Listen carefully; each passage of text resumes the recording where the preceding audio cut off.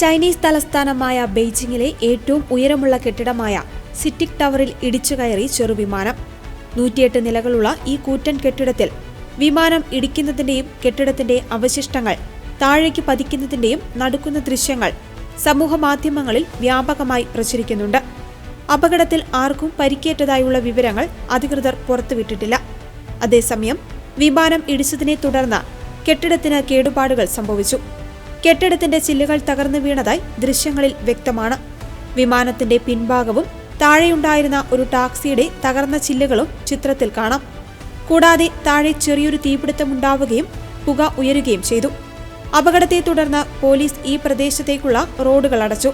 ചൈനയിൽ തന്നെ നിർമ്മിച്ച സൺവാർഡ് SA-60 അൽ അറോറ എന്ന ലൈറ്റ് സ്പോർട്സ് വിമാനമാണ് അപകടത്തിൽപ്പെട്ടതെന്നാണ് രജിസ്ട്രേഷൻ കോഡിൽ നിന്നുള്ള പ്രാഥമിക സൂചന.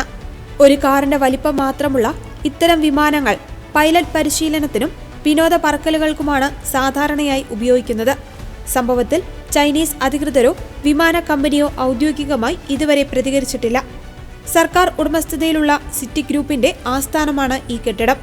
12,000-ഓളം ആളുകൾ ജോലി ചെയ്യുന്ന ഇവിടെ അപകടത്തിൽ ആർക്കെങ്കിലും പരിക്കേറ്റിട്ടുണ്ടോ എന്ന വിവരം ഇതുവരെ പുറത്തുവിട്ടിട്ടില്ല.